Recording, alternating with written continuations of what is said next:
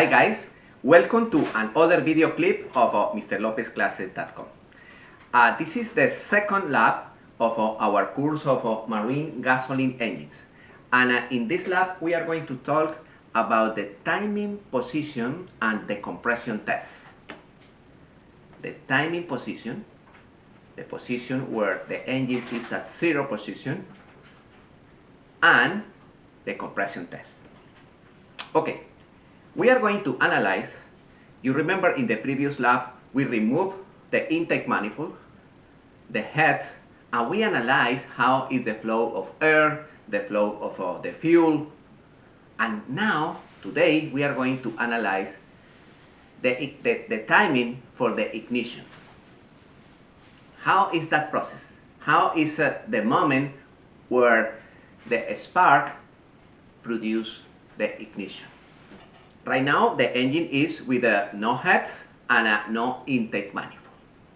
We are going to remove the harmonic balancer. And after that we are going to remove the timing cover. You see the procedure to remove the timing cover. And we are going to check if the engine is at zero position. Remember that the zero position is when the piston number 1 is in top dead center with both valves closed. In the complete revolution, remember the previous lab, how many in one complete cycle, intake, compression, power and exhaust, how many times the piston is on top dead center? In a complete cycle, how many times the piston is in top dead center? 2 times. Yes. One at the end of the compression and the second one at the end of exhaust. What is the moment that we need in order to put the engine at zero position? At the end of compression. At the end of compression when both valves are closed. Exactly. For that reason, we are going to do that process. You remember that microchip? The first step is remove the timing cover, and now we are going to bring the engine to top dead center. In this particular case, the marks are not aligned. However, the piston is in top dead center. This is because it's the end of the exhaust stroke. Alright, and right now both marks are properly aligned, and once again the piston is in top dead center. This is exactly the position, and right now we are ready to remove the camshaft properly. Yes, this is the process. This is the process.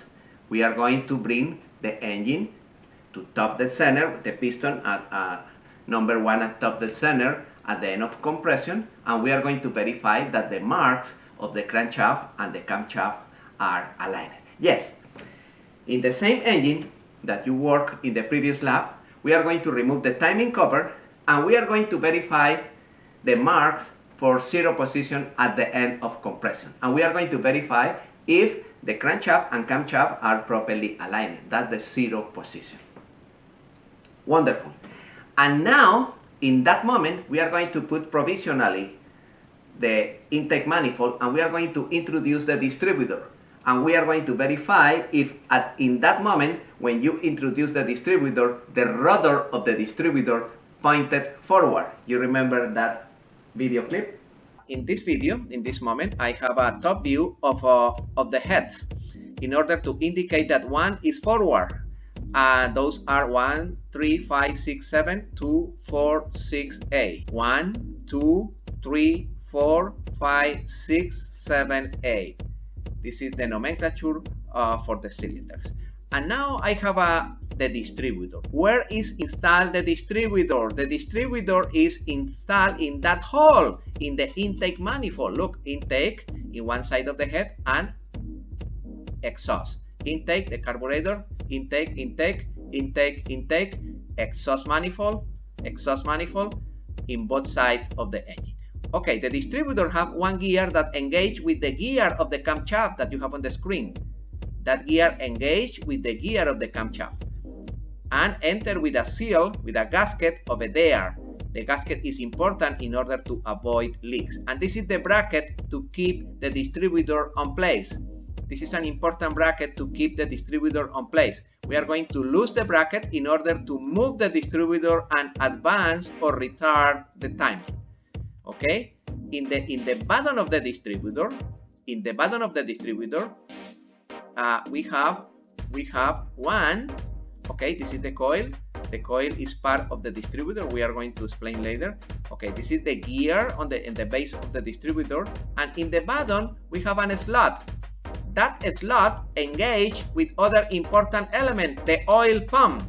The oil pump have a groove on the drive on the shaft, and those grooves enter. You can adjust the drive of the oil pump in order to introduce properly the distributor and organize the position of the rotor of the distributor internally. You can move it.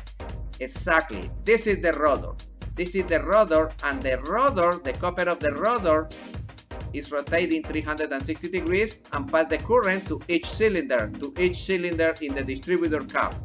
Okay? And the rotor is rotating because the rotor is connected with the gear on the camshaft, and in the bottom is moving the oil pump. For that reason, you need to move the oil pump until the rotor, if everything is at zero position with piston number 1 on top the center, the rotor should be pointed with the cylinder number 1 when you introduce the distributor.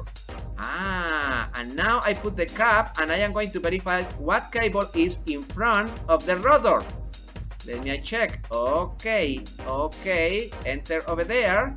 And right now this is the cable that should be connected with the position number 1 according with the firing order, position 1. And the next one is number A. Okay, this is number A, should be located here according with the firing order. And the next one should be number 4. Okay, number 4 over there. Number 4. And the next one should be number 3. This one should be number 3. I make a mistake over there. Okay, this is the process. We are going to verify that in this lab with the help of your instructor. And also with him, we are going to check in the outboard how is that process. How is the process of the timing in outboard 2 strokes. And also with him, we are going to talk about the timing position in outboard 4 strokes. Follow your instructor and he explained in outboard 4 strokes, outboard 2 strokes, and inboard 4 strokes the procedure for the timing position. After that, we are going to put in back the heads, the intake manifold, and we are going to crank the engine and we are going to do the compression test. We are going to do compression tests in both of them, in inboards and outboards. Yes, we are going to do that process, the compression test, and we are going to verify if the compression is according with the pressure recommended for the manufacturer. This is a wonderful lab.